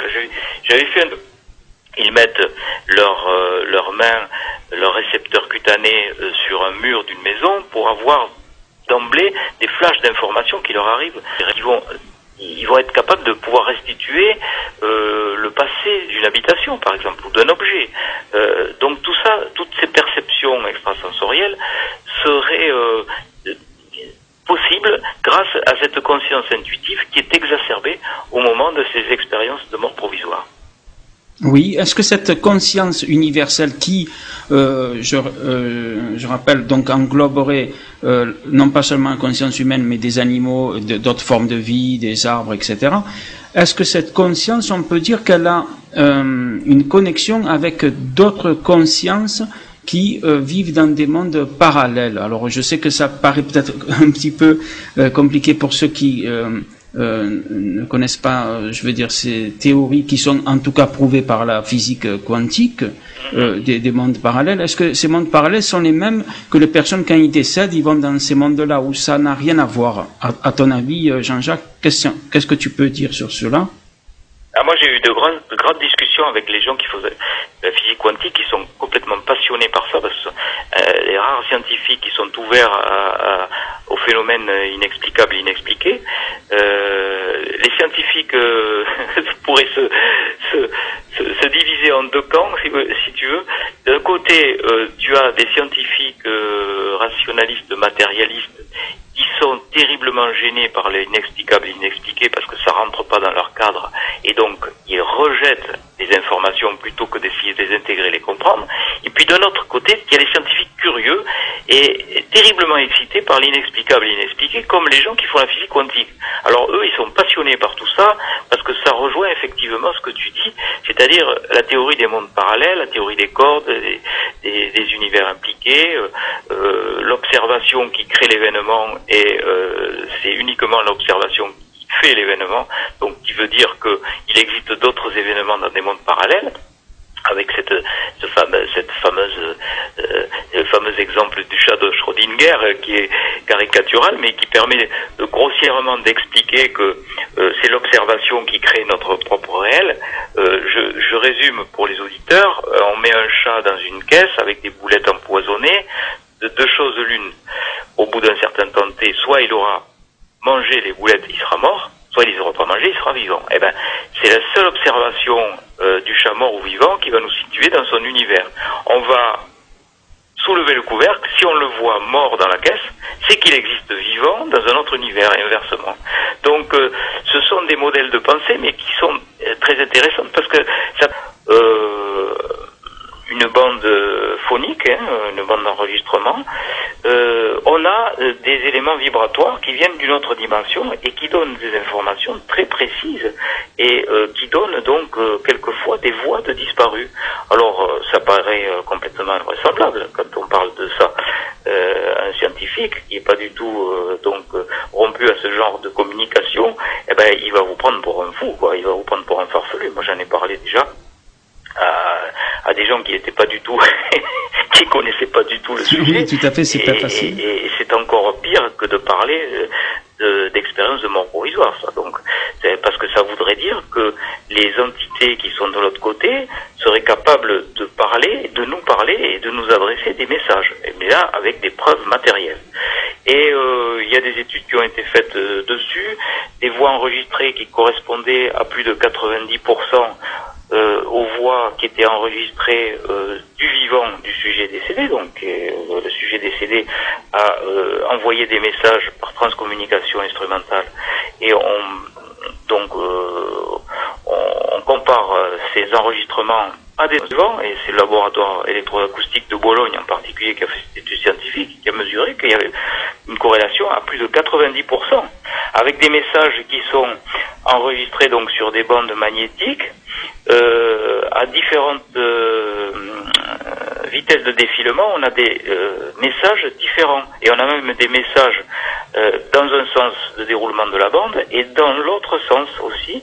Donc aucun logiciel au monde est capable de faire cette prouesse. Alors c'est complètement inexplicable. Et comment fait-on en pratique? Eh ben, il suffit d'avoir un bruit de fond, et ça peut être donc des ondes brouillées. On met un poste transistor entre deux radios par exemple, où on fait couler de l'eau, où on a un papier froissé, et on enregistre ce bruit en posant des questions dans le recueillement, dans la prière, pour appeler les entités qui sont de l'autre côté, et on pose des questions, et on a les réponses aux questions. En faisant défiler la bande. Bon, moi je connaissais le principe, j'avais déjà écouté des enregistrements sur des sites internet qui sont des sites dédiés donc à ces études. Ça m'avait pas convaincu, franchement.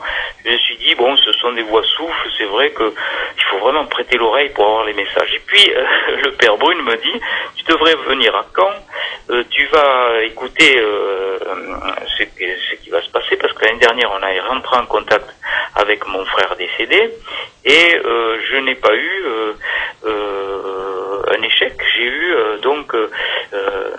des enregistrements de voix dans ce sens-là.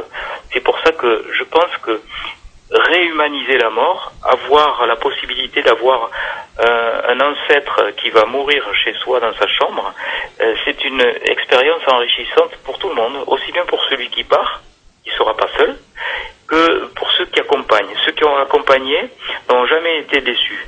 C'est très rare que quelqu'un me dise si j'avais su, j'aurais pas fait ce geste, j'aurais laissé en réanimation chez vous. Non, la plupart du temps, ces gens qui pensaient ne pas avoir le courage d'accompagner leur mort jusqu'à la fin, ont eu ce courage-là et l'ont même dépassé et été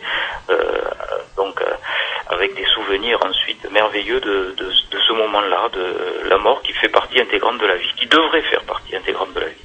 Alors que là, on a largement dépassé donc cette perception de la mort, hélas, en Occident. Oui. Tout à fait, Jean-Jacques. Et sur ton livre Les 7 bonnes raisons de croire à l'au-delà, à la page 148, tu parles de François Brune, le père qui qui est mondialement connu et qui aborde le sujet des TCI ou transcommunication instrumentale. J'aimerais que tu nous en parles de cela. Qu'est-ce que c'est déjà? Mais aussi, est-ce que tu penses que dans plusieurs siècles ou plusieurs millénaires, quand l'homme va tellement évoluer au niveau non-lunaire, il sera tout à fait facile pour les êtres humains d'envoyer des messages, comme un peu aujourd'hui on envoie des textos ou des messages ou carrément téléphoner, parler avec des chers disparus qui sont dans une autre dimension. Est-ce que tu crois qu'un jour on arrivera à ce stade? Mais aussi, comme je disais, dis-nous qu'est-ce que c'est la transcommunication pour ceux qui ne connaissent pas du tout. Oui, ben moi je connaissais pas du tout, j'étais comme toi. Enfin, plutôt, je sais que tu connais, mais tu poses très peu. Ah oui, de façon candide, mais moi je connaissais pas du tout ce phénomène-là, la transcommunication instrumentale, ni la médiumnité d'ailleurs, je connaissais pas du tout. J'avais vaguement entendu parler de ça, mais je pensais que tous les médiums étaient des charlatans, par exemple, tu vois. Je pensais que après, quand on m'a parlé de ces transcommunications instrumentales, je pensais que c'était une vaste fumisterie, un attrape-gogo, tout ce que tu veux, jusqu'à ce que je m'intéresse au sujet. Et je pense que c'est bien malheureusement souvent ça, c'est par ignorance qu'on rejette les informations, et lorsque on connaît ces informations-là, et qu'on commence à s'y intéresser, on change d'avis du tout au tout. Et c'est ce qui s'est passé pour moi, pour la médiumnité, pour la transcommunication instrumentale. Alors qu'est-ce que la transcommunication? Un nouveau paradigme qui arrive au niveau de la vie et au niveau de la mort. Et ça, on ne peut que s'en féliciter quand même, parce que il était temps que les choses changent. Oui, tout à fait, c'est vrai, Jean-Jacques. Et aussi, qu'est-ce que tu parles dans ton livre, excuse-moi, tu dis des personnes qui ont vécu des NDE, EMI, enfin, expériences proches de la mort, mais qui ont vécu des choses difficiles. Alors, ils ont vu des choses pas agréables, ils n'ont pas vu cette lumière ou ce tunnel, et toi, tu penserais que ces personnes, c'est pas parce qu'ils sont, entre guillemets, négatives ou méchantes, entre guillemets, bien sûr, mais c'est peut-être parce que leur état d'esprit sur le moment, il était différent de la normale, et donc ils ont vécu cela. Qu'est-ce que tu peux nous dire des personnes qui ont vécu des NDE négatives? Oui, mais tu as raison d'en parler, parce que ça existe aussi.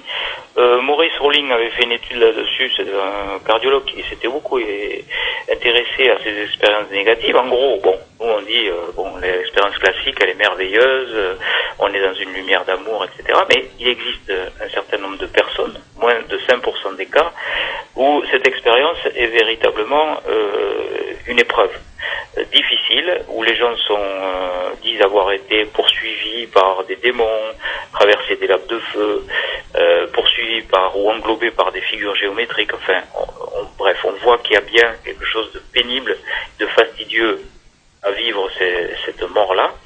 Et peut-être il y a moins en pourcentage, c'est Maurice Rowling qui le dit, c'est sûrement sous-évalué cette population, parce que il est déjà difficile de communiquer qu'on a vécu une expérience comme ça, mais en plus raconter qu'on a traversé l'enfer, c'est pas très glorieux. Donc beaucoup de gens doivent se taire lorsqu'ils ont vécu cette expérience-là. Mais en fait, ce qu'il faut en retenir, c'est que la majorité des gens, tout au moins lorsqu'ils peuvent communiquer sur cette expérience et qu'ils l'ont intégrée et qu'ils ont pu la raconter, eh bien, avaient vécu ça comme quelque chose de plutôt positif. L'expérience se transforme en une expérience positive. Soit elle devient positive dans l'expérience elle-même, c'est-à-dire au début elle est pénible et puis elle devient plutôt agréable, soit elle est après, donc dans le vécu, elle est devenue une expérience positive. Donc la totalité est restée négative de l'expérience, mais les gens qui sont revenus à la vie ont vécu ça comme un avertissement de l'au-delà, leur disant mon petit vieux, si tu veux que les choses se passent mieux parce que tu vas passer de l'autre côté, tu as intérêt à changer ta vie. Et les gens sont transformés de la même façon, c'est-à-dire qu'ils vont se détacher nationalistes, matérialistes, qui sont terriblement gênés par l'inexplicable et l'inexpliqué parce que ça rentre pas dans leur cadre, et donc ils rejettent les informations plutôt que d'essayer de les intégrer, les comprendre. Et puis d'un autre côté, il y a les scientifiques curieux et terriblement excités par l'inexplicable et l'inexpliqué, comme les gens qui font la physique quantique. Alors eux, ils sont passionnés par tout ça, parce que ça rejoint effectivement ce que tu dis, c'est-à-dire la théorie des mondes parallèles, la théorie des cordes, des univers impliqués, l'observation qui crée l'événement, et c'est uniquement l'observation qui fait l'événement, donc qui veut dire qu'il existe d'autres événements dans des mondes parallèles, avec ce fameux exemple du chat de Schrödinger qui est caricatural, mais qui permet grossièrement d'expliquer que c'est l'observation qui crée notre propre réel. Je résume pour les auditeurs, on met un chat dans une caisse avec des boulettes empoisonnées, de deux choses l'une. Au bout d'un certain temps T, soit il aura mangé les boulettes, il sera mort, soit il les aura pas mangé, il sera vivant. Eh ben, c'est la seule observation du chat mort ou vivant qui va nous situer dans son univers. On va soulever le couvercle, si on le voit mort dans la caisse, c'est qu'il existe vivant dans un autre univers, et inversement. Donc, ce sont des modèles de pensée, mais qui sont très intéressants, parce que ça permet de relativiser notre ignorance conceptuelle sur la vie et sur la mort, et sur l'observation des phénomènes. Et les capacités extrasensorielles s'expliqueraient mais plus que l'explication, je crois que ce qui compte surtout, c'est d'exposer les réalités telles qu'on les voit, telles qu'on les perçoit. Donc moi, c'est vrai que j'ai un poste privilégié en étant anesthésiste réanimateur. Je suis confronté assez régulièrement à tous ces témoignages d'expériences de mort provisoire. Et on m'écrit beaucoup, il se passe pas une semaine sans que je reçoive 2 ou 3 témoignages supplémentaires de personnes qui ont vécu ces expériences de mort provisoire.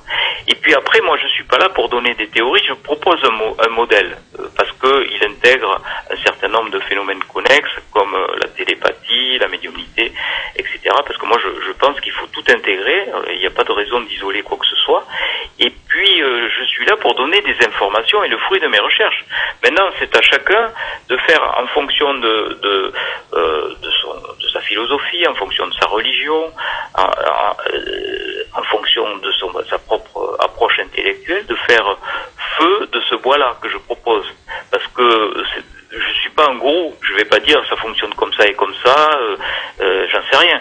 Je propose une théorie, voilà, compte tenu de ce que je sais et du fruit de mes recherches. Maintenant, je pense qu'il faut avoir l'humilité de dire que c'est peut-être pas comme ça du tout que ça fonctionne, mais au moins ça le mérite, anime de plus en plus des arrêts cardiaques. Autrefois, c'était quand même assez rare que des gens reviennent de la mort. Tout à fait. Et on peut dire aujourd'hui qu'ils sont bien revenus de la mort. C'est ça qui est interpellant. Parce que il faut dire que lorsque le cœur s'arrête de battre, lors du dernier battement cardiaque, dans les 15 secondes qui suivent, on a pu mesurer qu'on avait une mort clinique, c'est-à-dire qu'il n'y avait plus aucune activité cérébrale décelable au niveau de l'électroencéphalogramme dans les 15 secondes. Autant dire que tous ceux qui ont connu un arrêt cardiaque sont bien revenus de la mort. On ne peut plus dire aujourd'hui personne n'est revenu de la mort pour nous raconter ce qui se passait. Ben oui, les gens sont revenus de la mort lorsqu'ils ont été réanimés d'un arrêt cardiaque. Et ils sont revenus parce qu'on est allé les chercher, nous les réanimateurs. Sinon, ils seraient jamais revenus. Et pourtant, il y a encore des médecins, on entendra ce discours, oh la mort, vous savez, on sait pas ce que c'est, personne n'en est revenu. Ben oui, il y a des gens qui reviennent de la mort aujourd'hui, qui reviendront de plus en plus de ces états, parce que il y aura des défibrillateurs semi-automatiques qui vont être mis en place un petit peu partout, dans les grands centres urbains, dans les lieux de rassemblement du public. Et vous, moi, on sera amenés à faire des électrochocs à des patients, enfin, des gens qui vont être en arrêt cardiaque, qui vont revenir de ces arrêts cardiaques. 15 secondes, c'est une période qui est largement dépassée dans les conditions optimales de surveillance de l'activité de réanimation de soins intensifs où je travaille. Eh bien, on a des électrocardiogrammes qui mesurent en permanence l'activité du cœur, et dans les meilleures conditions possibles donc d'intervention pour corriger un arrêt cardiaque, il y a une période incompressible qui a été mesurée, qui est de 2 minutes. Donc, dépasse largement les 15 secondes. Donc tous ces gens sont bien revenus de la mort. Et dans 18% des cas, dans 20% des cas dans mon étude, dans 18% pour celle du docteur Pien van Lomen, ces patients nous racontent cette fameuse expérience de mort provisoire. Moi j'appelle même plus expérience de mort imminente, puisque la mort est déjà là, elle est installée. Donc ce sont des expériences de mort provisoire, et ces gens nous racontent à peu près la même chose. Alors, ils vont pas le raconter de la même façon, en fonction de leur vécu, en fonction de leur culture. Mais c'est un petit peu comme si vous ameniez un Esquimau, un Toulousain, un Russe à Venise. Ils vont vous raconter ça de façon différente. Mais au total, on verra bien que les trois personnes sont bien allées dans la même ville. Donc c'est la même chose pour ces expériences-là. Il y a des enfants qui vivent l'expérience aussi et qui racontent avec leurs mots d'enfant l'expérience. Par exemple, un enfant dit « j'ai vu un monsieur qui s'éclairait tout seul pour décrire l'être de lumière ». Donc c'est avec des mots d'enfant. Des aveugles aussi ont vécu l'expérience, des aveugles de naissance. Et ils retrouvent la vue, ils donnent des informations visuelles lors de l'expérience. Alors, aussi, il est important de dire, on a des traces de ces témoignages, selon les recherches que tu as fait depuis 20 ans, depuis quand? Par exemple, depuis le Moyen-Âge, voire même avant le Moyen-Âge? Ah oui, mais tu as raison, parce que tu parlais en introduction de tous ces récits mythologiques. On voit, par exemple, dans le mythe d'Air de Platon, on voit bien que ces expériences existaient déjà. Lorsqu'il décrit ce soldat abandonné sur la charrette des cadavres, et qui dit je suis passé dans la lumière et je me suis réincarné dans mon corps. Ça ressemble tout à fait à un récit d'expérienceur. Tout à fait, c'est vrai. Héraclite en a parlé aussi, d'autres philosophes en ont parlé aussi. Dans tout un tas de textes mythologiques, on retrouve ce genre d'expérience, ces allers-retours dans le fleuve des morts. On le trouve dans le livre des morts tibétains, chez les Égyptiens aussi, le livre des morts. Donc on voit bien que c'est une expérience qui est sempiternelle, qui a toujours existé et qui existera encore. Elle existera de plus en plus parce que aujourd'hui on réanime de plus en plus des arrêts cardiaques. Autrefois, c'était quand même assez rare que des gens reviennent de la mort. Tout à fait. Et on peut dire aujourd'hui qu'ils sont bien revenus de la mort. C'est ça qui est interpellant. Parce que il faut dire que lorsque le cœur s'arrête de battre, lors du dernier battement cardiaque, dans les 15 secondes qui suivent, on a pu mesurer qu'on avait une mort clinique, c'est-à-dire qu'il n'y avait plus aucune activité cérébrale décelable au niveau de l'électroencéphalogramme dans les 15 secondes. Autant dire que tous ceux qui ont connu un arrêt cardiaque sont bien revenus de la mort. On ne peut plus dire aujourd'hui personne n'est revenu de la mort pour nous raconter ce qui se passait. Ben oui, les gens sont revenus de la mort lorsqu'ils ont été réanimés d'un arrêt cardiaque. Et ils sont revenus parce qu'on est allé les chercher, nous les réanimateurs. Sinon, ils seraient jamais revenus. Et pourtant, il y a encore des médecins, on entendra ce discours, oh la mort, vous savez, on sait pas ce que c'est, personne n'en est revenu. Ben oui, il y a des gens qui reviennent de la mort aujourd'hui, qui reviendront de plus en plus de ces états, parce que il y aura des défibrillateurs semi-automatiques qui vont être mis en place un petit peu partout, dans les grands centres urbains, dans les lieux de rassemblement du public. Et vous, moi, on sera amenés à faire des électrochocs à des patients, enfin, des gens qui vont être en arrêt cardiaque, qui vont revenir de ces arrêts cardiaques. 15 secondes, c'est une période qui est largement dépassée dans les conditions optimales de surveillance de l'activité de réanimation de soins intensifs où je travaille. Eh bien, on a des électrocardiogrammes qui mesurent en permanence l'activité du cœur, et dans les meilleures conditions possibles donc d'intervention pour corriger un arrêt cardiaque, il y a une période incompressible qui a été mesurée. Et les points communs, c'est quand même la mort et la prise en charge de la mort, avec par exemple des projets d'intégration, de récits de gens qui ont vécu ces expériences de mort provisoire dans les unités de soins palliatifs, à but thérapeutique par rapport aux angoisses de la mort, par exemple. Enfin, il y a beaucoup de...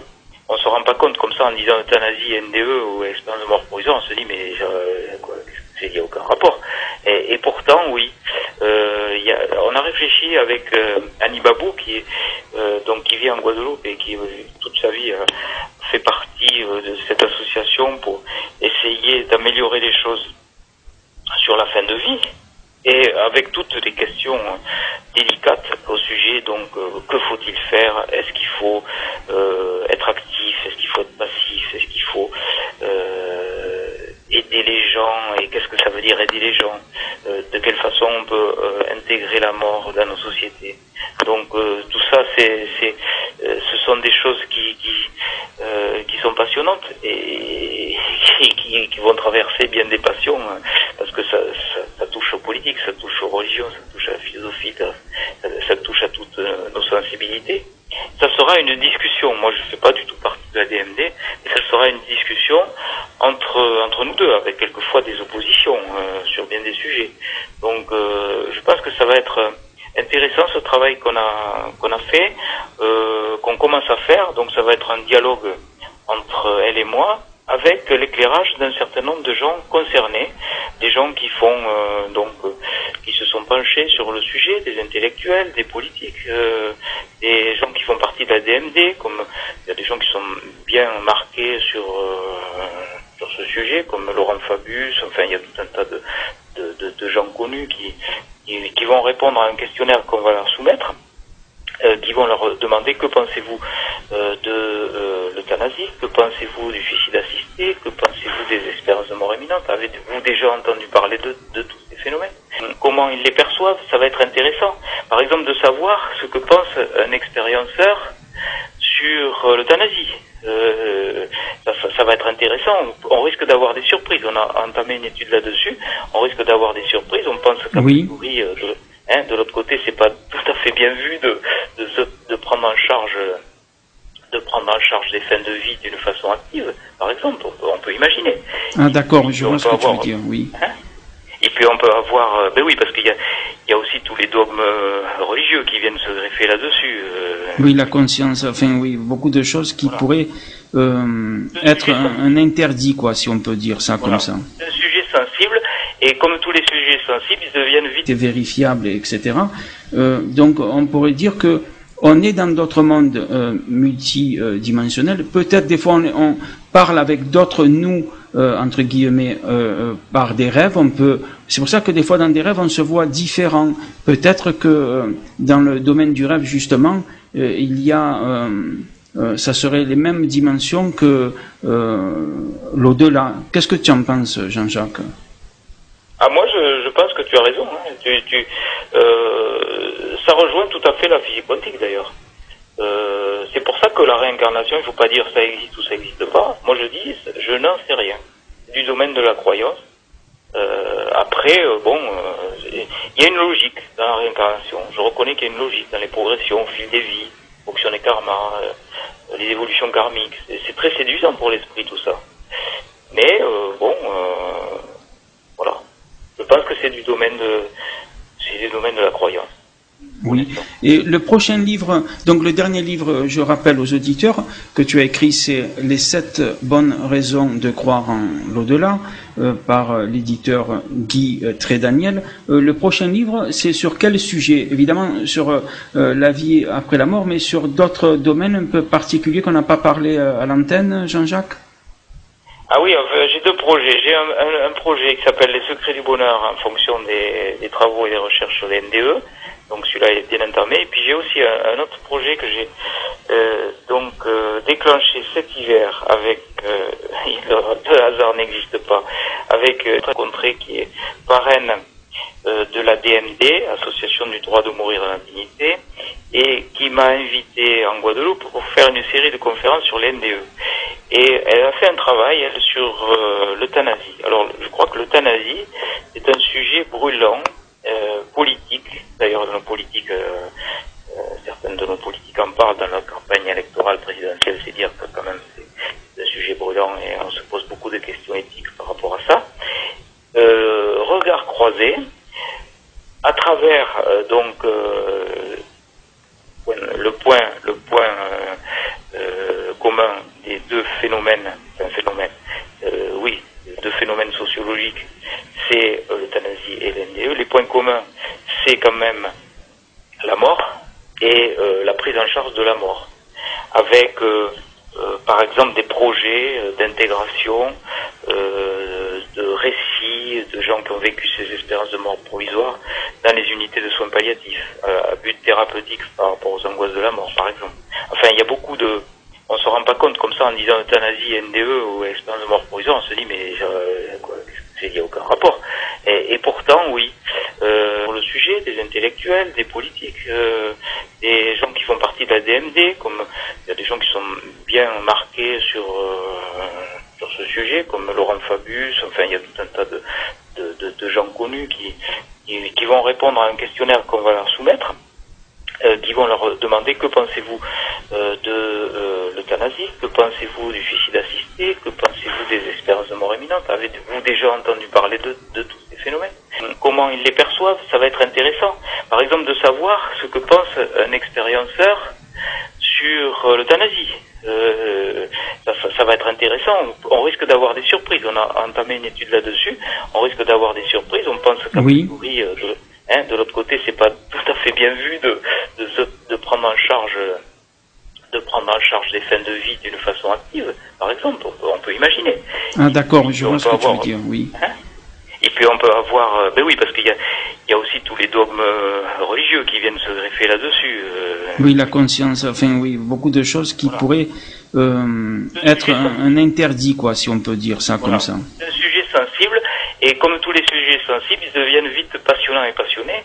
Et je crois que ce dialogue entre elle et moi, ça va être intéressant, parce que ça concerne tout le monde aussi. Et puis, tout le monde va pouvoir participer, puisqu'on a lancé un grand questionnaire, donc on peut voir ce questionnaire sur mon site. Les gens qui sont intéressés peuvent se rendre sur mon site, donc c'est www.charbonnier avec un seul n.fr, et on va sur la rubrique actualité, et en première ligne il y a si vous voulez participer à l'étude donc euthanasie NDE, donc il suffit de cliquer et on a l'adresse mail de d'Annie Babu qui donc recueille tous les gens qui veulent bien être soumis à ce questionnaire.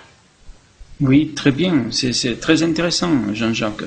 Et c'est vrai que c'est grâce à Jean-Claude Carton, j'aimerais bien le dire aux auditeurs aussi, qui m'a dit que tu connais ton ami Jean-Claude Carton, qui m'a dit n'hésite pas, contacte Jean-Jacques Charbonnier, fais une émission avec lui et voilà, donc c'est vrai, c'est grâce à Jean-Claude.